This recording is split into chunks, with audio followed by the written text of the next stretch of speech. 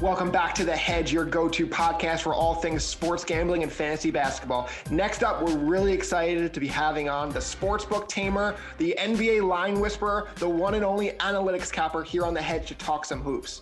Albert can be found at Analytics Capper on Twitter and on his website, analyticscapper.com. Check it out. It's excellent daily content, if I do say so myself. Albert, thank you so much for coming on. How are you? I'm doing good. Thank you for having me. I'm excited to talk about hoops. We're getting into the NBA today. There's a lot of things going on. All-Star game is right around the corner, so let's get started. Yeah, so here on The Hedge, we're trying to give our audience that basketball betting edge to increase their performance. Are there any NBA trends in recent days you've been following? Yeah, the biggest trend, so I'm from Dallas. You and I talked offline about this, but I'm a big Mavericks fan, big Luka fan, but man, they are terrible right now when it comes to bets. In the last 10 games, they're 1-9 ATS against spread, which is terrible. That includes an 0-7 record on their home court. I know there's been a lot of talk about the national anthem not being played and things like that, but they should actually focus on the actual basketball because they stink right now. So yeah, the Mavericks 1-10 ATS. Conversely, on the other side, we have the Kings. No one's talking about the Kings.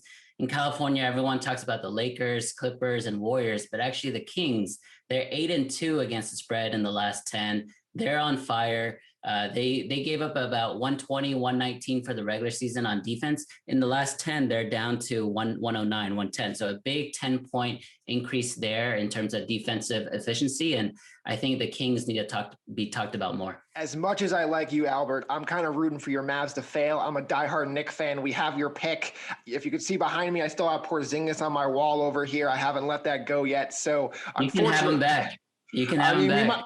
I'll redo that trade if you're willing to redo the trade, get those picks back. But certainly, I really hope they don't do well. But I'm curious your take. You mentioned how bad they've been at home on the spread. Do you think there's been a big difference home road compared to normal when there are fans in the building? That's a great question. Obviously, there's no fans. I mean, the Mavs had 5,000 fans this previous game. I think Mark Cuban allowed first responders to come in just to honor them. But you're right. There is less of discrepancy this year. However, as you guys know, I'm a big analytics stats guy. So I think the NBA is still going to make a platform where if you look at the numbers 10 years from today, sure, there could be an asterisk because of the COVID situation, but I still think they're going to try to fit. I don't know if this makes sense, but they're going to try to fit the splits, home and away splits, to kind of fall in line with what the pattern has been. And so I still like home teams in certain situations. I'm a contrarian bettor myself. All of my models and stuff are very contrarian. So road teams are the focus. Underdogs are the focus. So, not betting on the Mavericks have actually been pretty good for us. Yeah, I mean, obviously the fans, I think, are a factor in this without looking at any data, but if you're on the road, you're still not sleeping in your own bed. Who knows when you're really getting into town? Who knows what you're actually doing? I know they're all supposed to be staying in their hotel rooms, but who knows if that's actually happening too. So I would still think the road team should be underdogs, over the course of a full season. But yeah, and I mean, sorry to cut you off. I mean, no, you're good. Road teams, from what we've been told or the stories that I've read, it's almost like a moving bubble, right? So it's even harder than the Orlando situation or the Disney World situation last year when they were in an actual bubble. Now these teams are traveling, getting on planes, getting in hotels, but not moving around. So I can see that's even more stressful for these guys. And remember, these guys are 20, 23, 25 years old, and they're used to the nightlife. There's nothing going on. So you do see an uptick in scoring, for example, because they're getting rest. They're obviously not going out to the clubs and having fun. They're sleeping and getting rest. And then the fact that there's no fans and stuff moving inside the arena, they also have a better vantage point at the hoop. So a lot of the shooting and a lot of the offenses are a lot more consistent. I'm glad you brought that up because I've seen the opposite effect with a guy like Jamal Murray. Jamal Murray had that huge bubble streak, and now he's talking about how it's hard to focus on basketball when you're getting tested 3 times a day. And he credits one of his big streaks in the bubble to taking 5-hour naps every day. And he says he can't do that anymore because he has to be at the training facility constantly to get tested. So it seems like it's helping certain guys to increase their scoring and it's hurting other guys. Yeah, that's a great point. I mean, Jamal Murray was a top 5 player in the NBA in bubble. He went toe to toe with LeBron that entire series. He took down the Clippers, obviously. He's taking a significant, I wouldn't say significant, but we all expected a big His step up numbers are the this year.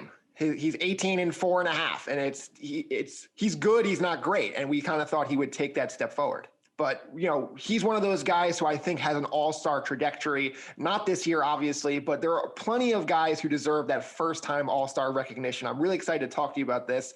I'm going to tell you about one guy I think obviously deserves it. It's Zach LaVine. He's a guy who's just never been on a winning team. He puts up the numbers, but he's averaging nearly 37 a game in February, and I really think we need to be talking about him more, especially as a guy who is on a Bulls team that is not good, obviously, but they're a lot better than they normally are.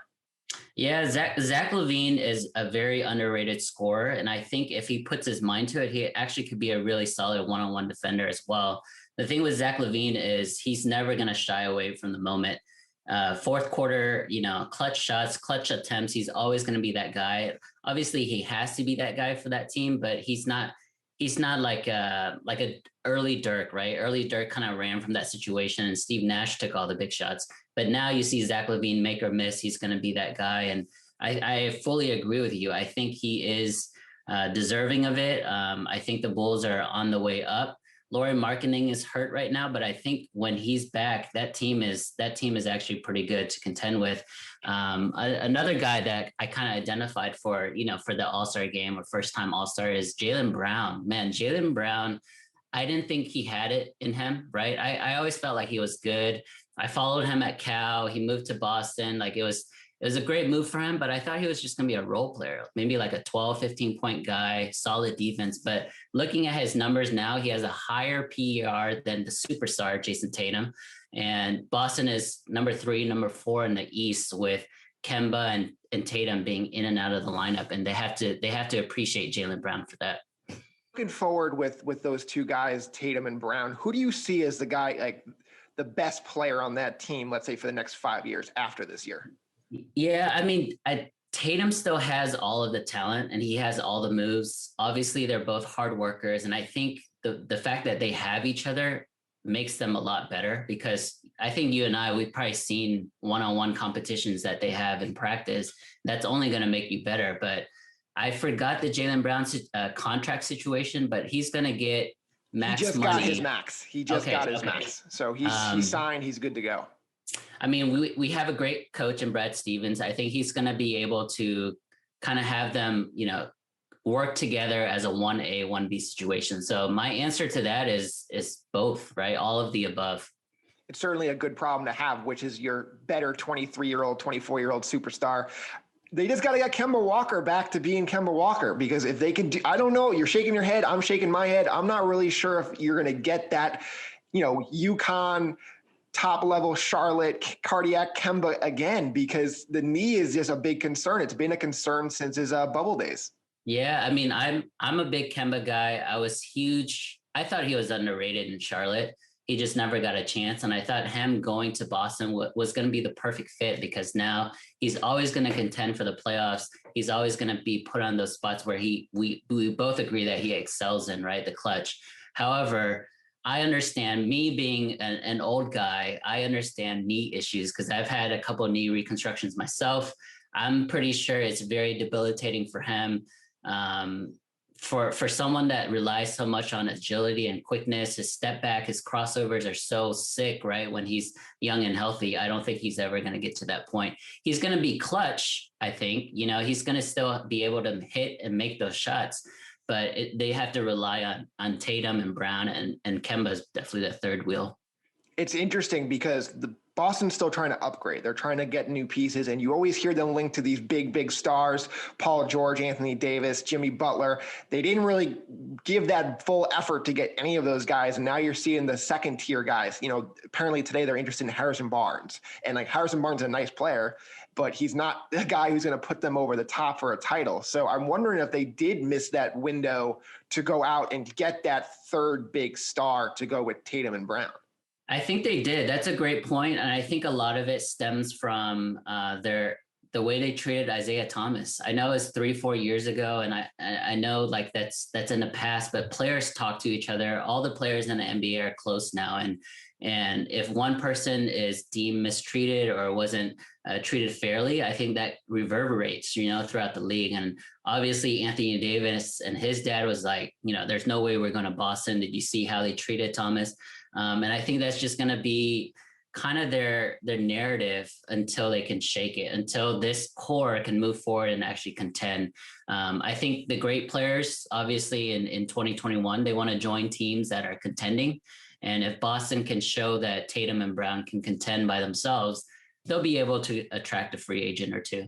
Yeah, it's just going to be, can you move that Kemba money? Can you move other money to make that work? It's going to be fascinating to see how that plays out in the next couple of years. One guy I think who's on his way up, SGA, Shai Gilgeous-Alexander. I would love for him to be an all-star. You look at him and you're like, all right, they're not that great, but they're a competitive team. They're 10-14. And you know what? He's not putting up like garbage points. He's extremely efficient. 22 points a game on 50.5% from the floor, 6.5 assists. And you think of that team and you're like, all right, who else is scoring on that team? Al Horford's been in and out of the lineup. Lou Dort's a key member of that team, and he can't really score. So SGA putting up these numbers and the efficiency he's putting them up is really crazy to me, because they're probably double teaming him down the stretch in games. That is such a great point, because there really is no other elite scorer on the team. I wouldn't even say SGA is an elite scorer, but the fact that he doesn't, just jack like a Eddie House or a Jason Terry, the fact that he's above 50% is amazing to me. I like him a lot. He's an elite one-on-one defender as well. A lot of people don't talk about his defense, but he's one of the guys that I've identified as, a cornerstone piece that's under 25 that nobody really talks about. Obviously you have the Lucas and Zions and John Morant, but give me SGA, because I know he's always going to bring it on the defensive end too. One of the guys I wanted to talk to you about, being a Knicks fan yourself, is Julius Randle, man. That guy actually played basketball 5 miles from me here in Plano, Texas. And, I kind of followed him because I actually went to a high school game or two. So I felt like I was attached to him. He went to LA, obviously it didn't work out, but man, New York, let me give you these numbers. He's 22 points, 11 rebounds, 6 assists. Splits are 47% field goal, 80% from the free throw line, and almost 40% from three. Like, these are amazing numbers for Julius Randle on the Knicks. Coach Thibodeau, he's known to be a defensive coach, right? But the fact that he's allowing Julius Randle to really excel and actually dominate those fourth quarters is really cool to watch. Yeah, I mean, Julius Randle is a very similar player to last year when he was doing the same things, but he would go into the paint, he'd barrel his way in, he'd get triple teamed, and he would just lose the ball or he'd get an offensive foul. Now he's making that right pass. He's making that right decision in the paint, which I think Tom Thibodeau deserves a ton of credit for that. You see it, he's now averaging nearly 6 assists a game, as you said. He's just such a difference maker right now compared to where he was the last 2 years of his career. The scoring is similar. The rebounds are similar. It's that passing, to me, that's the big difference. I also am not sure if the three-point shooting is sustainable. We'll see about that. But the passing, to me, is real, and that's why he's a guy who went from let's dump him for Terry Rozier last year to he's probably around for the next couple of years in the Knicks' future. Yeah, and you also have a couple step ups, right? RJ Barrett took a huge step this year. I think he's averaging above 15 points. And then the rookie, Emmanuel Quickley, one of the rookie of the year candidates. I mean, if you can swing to that guy and his shooting and his, electric ball playmaking, I think Julius Randle has a really good core around him. I'm interested to see how the team moves forward. I do want to mention a couple of other guys that I don't think will make the team, but I want to mention just how good they're playing. First of all, Jeremy Grant. Jeremy Grant on the Pistons. The Pistons are not a great team, but he's averaging well above 20. Blake Griffin has taken a back seat. It's really Jeremy Grant's team. He's doing the jump balls in the beginning. He's taking all the technical free throws, and all the clutch shots and plays are actually ran for him. So it's like a really weird phenomenon, because no one even heard of Jeremy Grant last year on the Nuggets when he was just a bit player. And then the other guy, if I told you about this guy, he averages more points than Anthony Davis, Chris Middleton, Bam Adebayo, Sabonis, Colin Sexton. He's averaging 23, 22 points. And, he needs to get some love because, he brings it every day on defense. His intensity is always high. And Cleveland's had some really nice wins, right? They beat the Nets either once or twice. I think they contended against the Lakers. Yeah, back-to-back games. Yeah. Yeah. I mean, they are actually not an easy out. So from a betting standpoint, if Sexton and Garland are playing, Cleveland is one of the teams I identify. Yeah, I mean, those are some great points there. Starting with Sexton, it's interesting because you brought up the Isaiah Thomas trade, and it doesn't look great for Boston to be dumping players like that. That trade does not look that bad for Cleveland right now. You traded Kyrie Irving, who is threatening knee surgery if you don't trade him, and you wind up with Isaiah Thomas, who I didn't work out, granted, but you also got that first-round pick. That first-round pick became Colin Sexton. And that's a big, big player for them right now. And obviously, I think he's averaging like 27 a game since like the All-Star break last year. So this isn't like a fluke. This isn't a 25 game sample. This has been a legit guy for about a year now. I think he's incredible. And then as for Jeremy Grant, who's probably going to win Most Improved right now, he's a guy who got a similar offer to stay in Denver, that $20 million a year, 3-year deal. And you think, oh, like he would pick the team that was, winning. And he didn't. He bet on himself. He said, I want to be more than a role player. And he's doing that. He's efficient. He's doing everything, but the Pistons just aren't good. So my question to you is, do we need to expand these all-star rosters? Because there's only 12 guys on a team, and you're not going to really consider a guy like Grant, despite the numbers, because the team is bad. You can expand it to maybe 15, but you don't want to get... That's what I was thinking.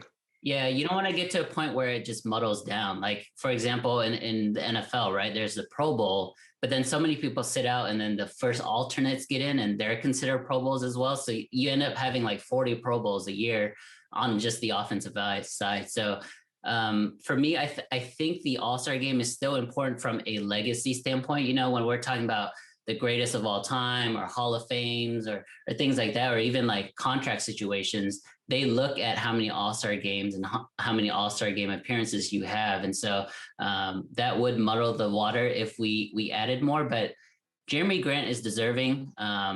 That's a really bad team that actually covers very often. I love Pistons first half angles, for example. And Jeremy Grant is the reason for that. Yeah, I mean, for example, like Bradley Beal last year, he averaged over 30 a game. He was not an all-star, and it's like, should his contract be, hurt because he just didn't get the votes? He wasn't popular enough. Now this year you look at it and, he's in the news all the time. Now he's leading the charge in all-star, and his season is more or less the same. They're the same team. The record is similar. So I just personally believe maybe if it's not 15, you make it 13, 14. Every year it seems like there's a key MVP caliber player who's just left off these teams. I scream it every year. I'm going to keep screaming it that we need more all-stars. I just think that's the right way to go. Yeah, the one that really sticks out to me is Damian Lillard. Like 4 or 5 years ago, he did not make the all-star team, like wasn't even a top 12 player in the West or top 24 player in the league, but he ended up making first team all NBA that year. So he became the top 2 guard. So the fact that, the all-star team, because I mean, at the end of the day, a lot of it is due to fan voting, right? Like, there are situations where Yao Ming, for example, who didn't play, or Jeremy Lin, who didn't play, he has the big following in China. And so his voting kind of Klay Thompson this year.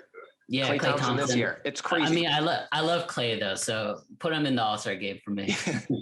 I mean, it's interesting because I also think there's a chance that these guys are playing too many minutes in the All-Star game. You saw last year with Kemba Walker, that's where he hurt his knee. He has not been the same since. And if you told me, hey, he's only playing, 15 minutes tonight because it's a 15-man roster, I would think Boston would rather have that. I think the fans would rather see more guys and more recognition. Because again, this is supposed to be a publicity event. It's supposed to be to show as many great players there are in this league, and to narrow it down like this, I don't think it makes a lot of sense. Yeah. And honestly, for this particular season, it's an interesting dichotomy too, right? Because the players don't want to play with this pandemic. They want to go home, have the rest, spend time with family. But it seems like the owners and Adam Silver is trying to push forward for the game. But who knows? Who knows who's going to win in the end? I think, the NBA is probably the best in terms of listening to their players and understanding what the players want. So we may not get a game, to be honest, but we may still get an all-star type event. It just won't be a live game.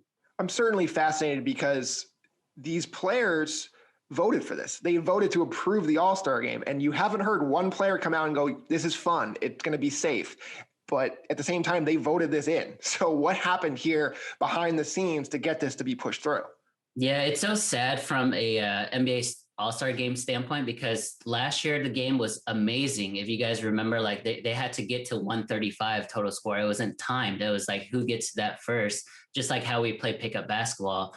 And then the pandemic happened, but people forget how amazing and how great that game was. We saw like Giannis and LeBron go head to head. We see, Kawhi and Giannis go head to head. We even saw James Harden play defense against Pascal Siakam in the end. Like, he never plays defense. So you saw these guys actually trying. And the fact that, obviously there's more sad things about the pandemic, but that is one of the things I remember because the All-Star game was so great last season. Yeah, I mean, these guys take it seriously for sure. I remember when the game was at MSG, Carmelo Anthony is limping around. He needs surgery, and he's holding out hope to play in that All-Star game at MSG. He gets in that game, and then right after that, he was done for the season. I'll never forget that. But that is going to do it for us. Thanks again to Analytics Capper. You can follow him on Twitter at Analytics Capper, as well as at analyticscapper.com. Albert, is there anything else we could plug for you before we wrap up the show?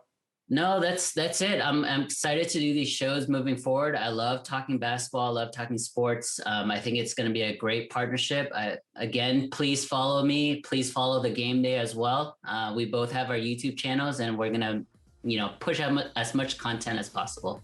Can't wait. Coming up next, we're going to have Kyle Trimble, our injury expert, tell us what's going on with Anthony Davis, Shai Gilgeous-Alexander, and other key players for your fantasy teams. Today, I'm super excited to introduce a man who will help save our fantasy teams dealing with injuries. Our injury expert, Kyle Trimble, is here to give us his expertise on the key injuries going on in the NBA and how they can impact our fantasy teams. Kyle's a licensed physical therapist, so believe me when I tell you, he knows what he's talking about. Kyle, how are you?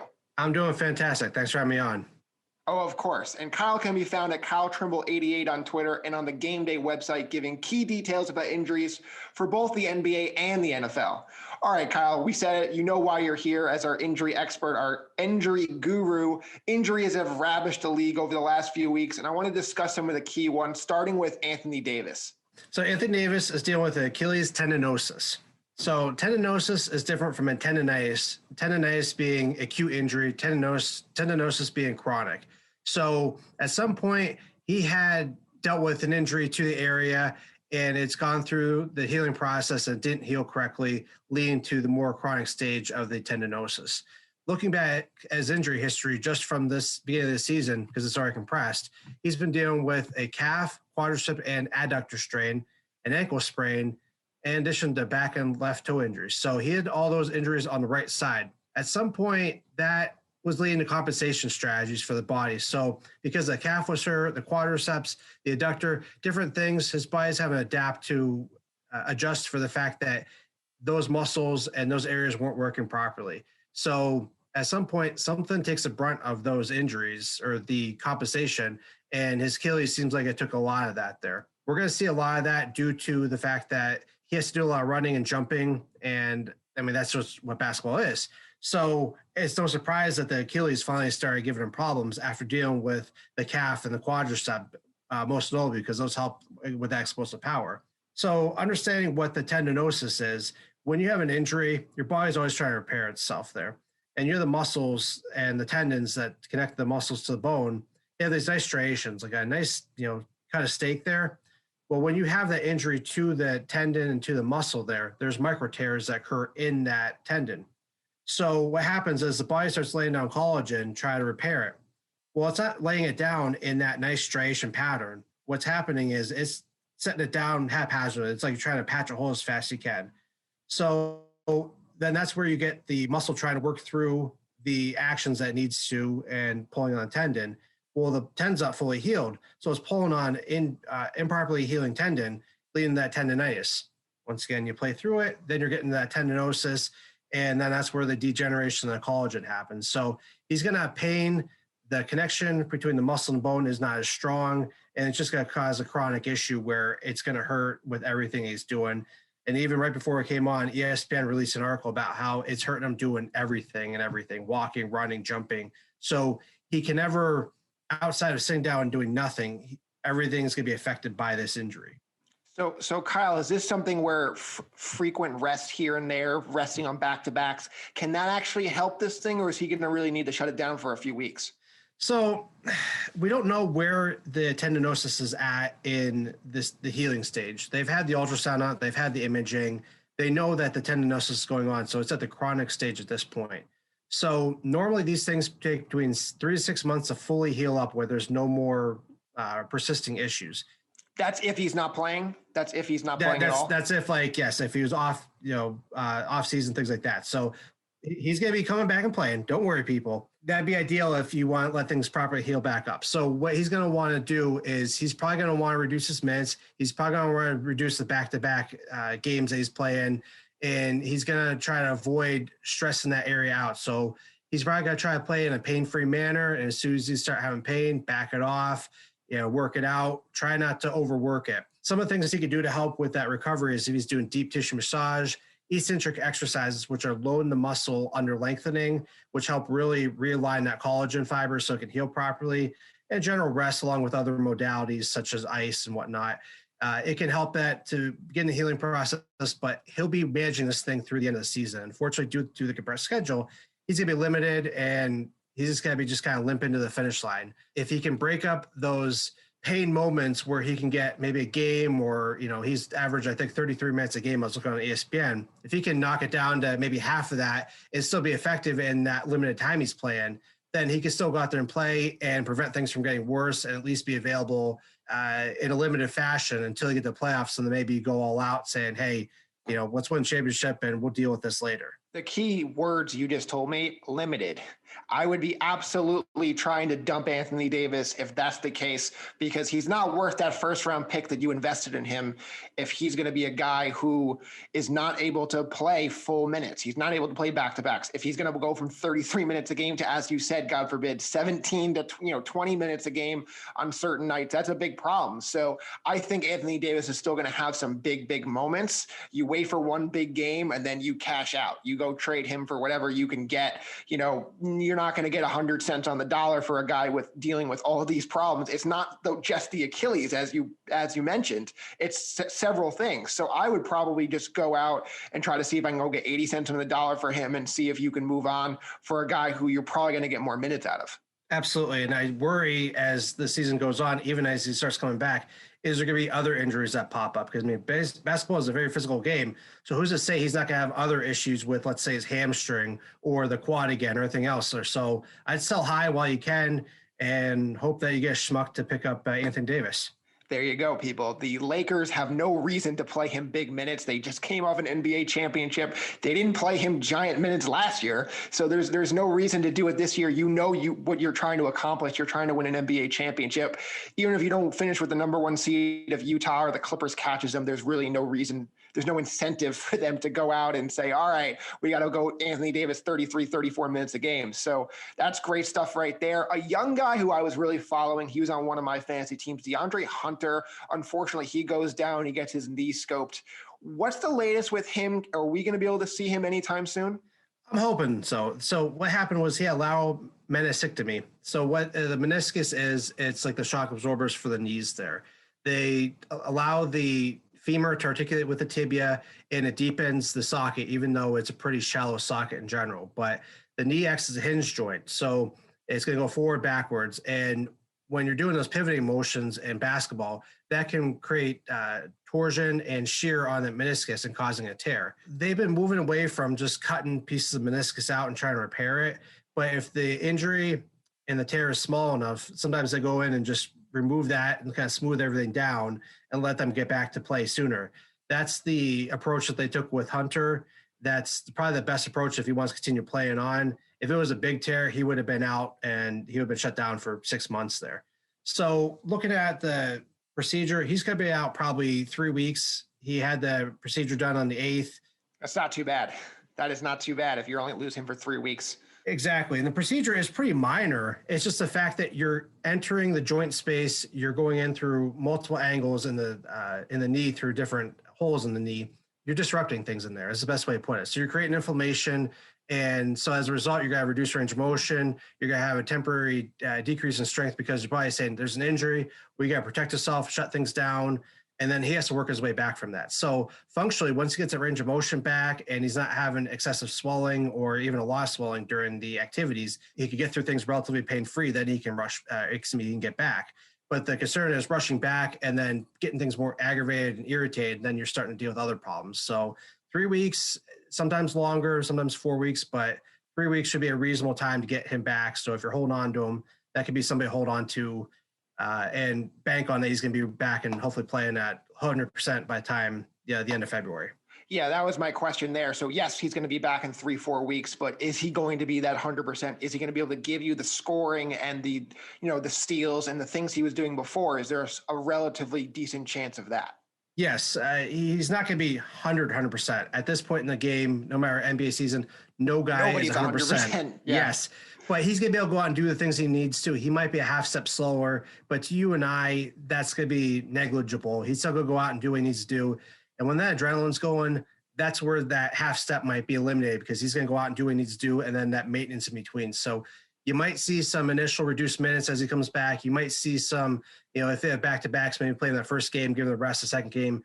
But once he gets back in the swing of things, he should be good to go and then, hit the playoffs if the Hawks are in it there. Kevin Huerter is a guy who's been eating up those minutes. I would definitely recommend him for your, daily fantasy or your fantasy lineups. For anyone who plays category leagues, he's a guy who can shoot the 3-ball. He could do a little bit of everything. I would definitely recommend because he's going to eat. He's going to have plenty of those minutes while Hunter is out. Danilo Gallinari has been more of their sixth man, but his minutes will also increase with no Hunter on the way. And that wing rotation between Gallinari, Huerter, and Reddish, they should all play extremely well in that fast-paced Atlanta system. Let's get over to Cleveland. It's been a weird situation there where Kevin Love has been out the entire season. We'll get to him in a second, but Larry Nance was having a breakout season as that, big guy who could play the 3. He's more of a 4. They play big with Drummond and they have Jared Allen there now too. But what's going on with Larry Nance? Can we expect to see him again this season? So Larry Nance, according to what the reports are saying, he has a 4th metacarpal fracture. So that's a ring finger, and it's more down, it's not the finger itself. It's the bone underneath the knuckle. So if you make a fist, it's that bone that goes down to the wrist. So that's called the metacarpal there. So he broke that. I'm not sure how he broke it. I didn't see video on that, but he needs surgery to stabilize the fracture. Reports are saying it's going to be out 4 to 6 weeks. From what I've seen, he is a right-handed shooter, and he was dealing with a previous right wrist sprain. So this might be a blessing in disguise.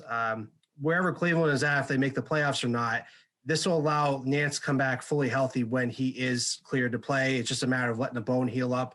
It is a smaller bone. It will heal faster than some other bigger bones in your body. And the fact that he is a right-handed shooter, it'll allow that wrist sprain to fully heal up so he can hopefully get his jump shot back and allow him to come back 100%. And there really shouldn't be any change with regards to his function of play. It's just a matter of letting the bone heal back up and make sure he's not having pain when he's dribbling or crossing over. What would you say the timetable for Nance returning to the court would be? Probably closer to 4 weeks because these guys are young. They're going to have every resource available to come back and be ready to play. You and I, it might take a little bit longer because we're not high-level athletes, but with those guys, they can monitor things a little bit closely. So even if they have to say, hey, we're going to get you out there for half a game, we're going to make sure you're going to do the stuff you need to, it's better than saying, hey, let's go 0 to 100 right off the bat, and then you're having pain and you're having setbacks. They maybe say, let's go, play half the game and limit your minutes, and okay, you're feeling good. Okay, let's get you back out there. It's a fracture. It's pretty straightforward. So Hunter and Nance so far have gotten better news from you than I was expecting. A guy who has not gotten great news this season is Kevin Love, who originally was supposed to be out only 3 weeks. He's been out the entire season. I don't really know what's going on with him. Can you tell us what's the problem here? So reports are saying he was dealing with the right calf strain. This since December 27th. So we're going on 6-7 weeks now since it's that. They designate as a high grade.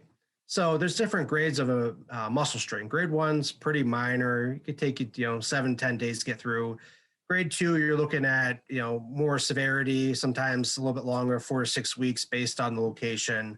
And then grade 3, you're talking like an actual muscle tearing rupture where you're talking surgery or you're out for extended time to let things heal up there. So based on the high grade, they had said 21 days, I think originally when he had the injury. That's how it normally is for a grade 2. He's been out much longer than that, though. They did say on CBS Sports that he was cleared for individual workouts as of, let me get the date here, of February 4th. So he's been doing some individual workouts, getting back into it. The muscle is probably healed up in there by now. I mean, of course, we don't know the imaging and whatnot, but he has to get that explosive power back. And considering all the stuff that he has to do, getting up for rebounds, shooting, running around like crazy, that start-stop action, it doesn't take a whole lot to re-injure calves, and calves are nagging. I mean, they're known for that. So they don't want to say, it looks healthy on film, let's get you back out there. Then you go pull it immediately. Then you're out for another, 2 or 3 weeks. Add in the fact that he's 6'8", 251. He's a big boy. That takes a lot of power to generate from the quads. Yes. And me being 32, I don't move like I was 10 years ago. So I feel Kevin Love when I say I'm not trying to rush back either from any injuries I deal with. So they're just playing the cautious approach. They've been out without him through the entire season so far. I think the goal is to make sure that let's get him back 100% healthy. So if the Cavaliers are in that playoff position to make that jump, they can actually do that. And then they have a full healthy Kevin Love instead of trying to rush him out there and saying, hey, let's limp you in. And then we miss the playoffs and we beat the snot out of you for no good reason. I wonder, I'm just speculating here, but I wonder if one of the reasons why they're slowing Kevin Love's progress down here is they have this glut at center. They have Andre Drummond, they have Jared Allen. They don't fit together. Now you're going to throw a third power forward center into that mix. I don't see how that's going to work. I wonder if they're like, all right, Kevin Love, you're not 100% yet. You keep working on getting that power back, as you said, while we look for a trade for Andre Drummond. And then you're going to have a 3-4-5 of Nance, Love, and Allen for the next couple of years, because that Kevin Love contract does not look like it's movable, especially with the way his injuries have gone. And, again, we talked about it 3 weeks. It's been nagging him. And now here we are 6 weeks later, and there's still no update on when he's actually going to get back on the court. That'll be something you just have to watch. The Cleveland's 10-16. They're not too far out from a playoff spot. I mean, Atlanta's sitting at the 8 at 11-13. So it's possible they're going to make a run for that. And all it takes is a few teams to fall, Cleveland to get a hot streak. And if they get Love back fast, that could suddenly change their fortunes, and they're going to have a healthy Love come back. And then you add in Nance, and suddenly it's a different ball game if those two come back in time. I'm going to be really fascinated to see how this trade deadline goes, because as you just said, like, the Cavs are in it. Like, 13 of these 15 teams out east can say we're in this race, because other than Washington, who still is going for it, by the way, and Detroit, everyone else is kind of we're in this race for the postseason right now, where I really don't know if anyone's going to just start selling off pieces. So, and Andre Drummond might actually wind up staying in Cleveland. It's going to be really fascinating to see how March 25th plays out. Let's get to Christian Wood, one of my favorite guys. I got him in a fantasy league last year in his breakout couple weeks in Detroit. He helped me win a championship. He's gotten even better this season in Houston. I put some money down on him to win most improved. And then he gets the ankle problem. And I want to know, is he going to be able to come back in the next couple of weeks? Because if not, I'm losing some money. He will be able to come back. So he's dealing with the right inversion ankle sprain. These are a dime a dozen for a basketball player. If I'm a basketball player that has never had an inversion ankle sprain, I will call them the biggest liar on the planet. That's what happens with the basketball. That's how it is. So he had this back on February 4th. It looked a lot worse on film than what he was carried off. So I was like, oh, he's done. Yeah. I think there's some embellishment here and there, and I'm sure there was a lot of pain with it too, but it looked a lot worse than it really was. Unfortunately, it was just an inversion ankle sprain. They could take 2 or 3 weeks to come back from. It depends on how severe the original injury was. It looked like it could be a grade 1, grade 2 in that range. What might have helped is if he had previous injuries to the ankles, and going back to what I said about the fact that they're dime a dozen. So there might have been some natural laxity in the joint as it was that he's gotten used to because of previous injuries.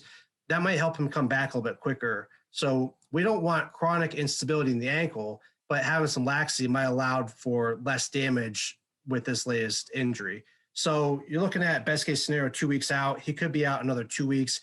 but he should come back. He'll still be working through things, but they can throw a brace on him. They can throw some tape on him, and he's going to do what he does and still play pretty effectively. It's just a matter of getting the swelling down, getting the pain out of there, and being able to address the problem so that you can pivot and jump properly without favoring that side and causing problems to the left side. If he's only going to miss 2 more weeks, I still like his chances to win most improved for sure. If not, Jeremy Grant, another great option there. He's having a breakout season in Detroit.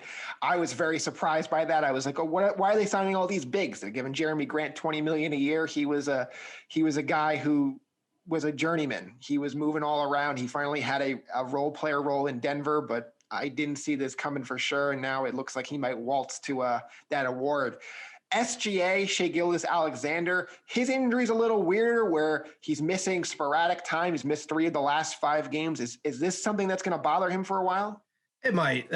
Roto World had, NBC Sports, and it looked like Roto World as well, but they had noted that he had left knee sprain. So I'm thinking MCL at that point, and he's played and not played, and of course there'd be a lot of confusion with that. These guys all want to play. If you told them they broke their bone, they go and find some way to get back out there quicker as soon as they could. So my guess was SGA was probably feeling good, saying, I'm good to go, I'm going to play, and then either tweak something in one of the games or was having some residual swelling, soreness, and it just wasn't feeling right, couldn't do what he does best there. And so they said, let's hold you out there. My guess is they're going to be a little more cautious with it. They did say it was nothing serious at the time, but they also said that Kevin Durant's Achilles was nothing at the time too. So there has to be some, trying to think of the word I want to use, but I can't think of it right now. But you always have to take it with a grain of salt is what I'm trying to say. Yes. Yeah. So, and you see with the Thunder, they're playing the long game. These other teams, you mentioned Cleveland being in the playoff race. The Rockets are in the playoff race.